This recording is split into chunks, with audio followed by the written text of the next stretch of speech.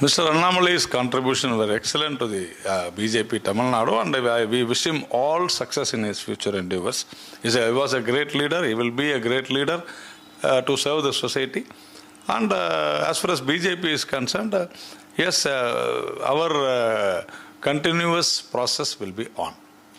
So do you think Annamalai's exit from BJP will have any sort of dent in the growth of BJP in the state? Absolutely not, because BJP is a party which relies on the ideology and the collective leadership.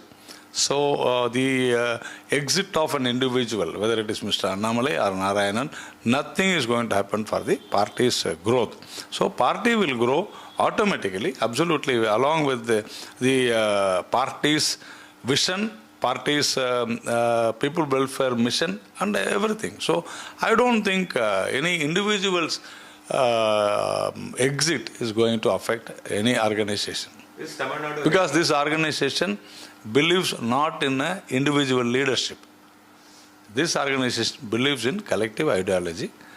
And we have a very big leadership under Mr. Narendra Modi, Mr. Amit Shah, many people, Mr. Nitin Nabin, so many people.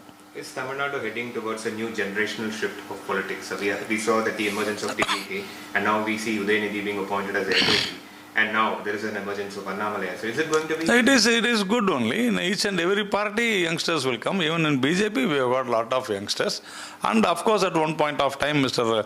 Annamalai's entry to BJP was very, charging. And after that, so many youngsters have come, and youngsters will keep on coming to BJP also, because generation shift, technological changes, everything will go hand in hand. Absolutely, it is not going to affect any political party. Everybody will have their own share. Sir, Thiru Annamalai அவர்கள் தன்னுடைய ராஜினாமா பாஜகவில் கொடுத்துருக்காங்க. அவங்களுடைய லெட்டர்லேயே நிறைய விஷயங்களை சொல்லியிருக்காங்க. அவங்க எப்படி அவங்களுடைய சில கருத்துக்கள் பாஜக மேலிடத்தோட ஒத்து போகாத காரணத்தினால அவர் பாஜகலேருந்து விலகிறதா சொல்லியிருக்காரு. அவரோட வீடியோலையும் அதை டீட்டெயிலாக சொல்லியிருக்காரு. நீங்கள் எப்படி பார்க்குறீங்க? திரு அண்ணாமலை அவர்களுடைய இந்த புதிய முயற்சிக்கு, புதிய இயக்கத்திற்கு நம்முடைய வாழ்த்துகள், பாராட்டுகள். அவர் மேன்மேலும் அவர் வளர வேண்டும். நெடுவழி அவருடைய பணியானது இந்த சமுதாயத்திற்கு, இந்த மாநிலத்திற்கு, நாட்டிற்கு கிடைக்க வேண்டும் என்று எங்களுடைய வார்த்தைகளை தெரிவித்துக் கொள்கிறோம். பாரதிய ஜனதா கட்சியை பொறுத்தவரையில் இது இந்த இயக்கமானது 100 ஆண்டுகளை தாண்டுகிற ஒரு இயக்கம். ஆர்எஸ்எஸ் பேர் இயக்கத்திலிருந்து தொடர்ந்து வந்து கொண்டிருக்கிற இயக்கம் ஜனசங்கம், பாரதிய ஜனதா கட்சி என்று. அதனால் இந்த இயக்கத்தை பொறுத்தவரையில் கூட்டு தலைமையும் அருமையான கொள்கைகளையும் கொண்ட ஒரு அற்புதமான வலுவான கட்டமைப்பு இருக்கக்கூடிய ஒரு கட்சி.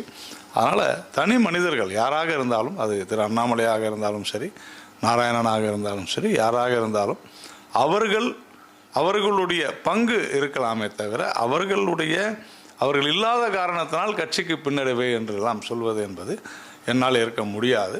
ஏனென்றால் இளைஞர்கள் வந்து கொண்டே இருப்பார்கள், காலம் நகர்ந்து கொண்டே இருக்கும், காலசக்கரம் சுருண்டு கொண்டே இருக்கும், தொழில்நுட்பங்கள் மாறிக்கொண்டே இருக்கும். அதனால் காலம் மாறும், கண்டிப்பாக நாம் பார்க்கத்தான் போகிறோம். 2031 தேர்தல் அடுத்த ஒரு ஜெனரேஷனல் ஷிஃப்டான எலெக்ஷனாக இருக்கும் நீங்கள் பார்க்குறீங்க? எல்லாமே இருக்கலாம். 2026 அப்படித்தான் நாம் பார்த்தோம்.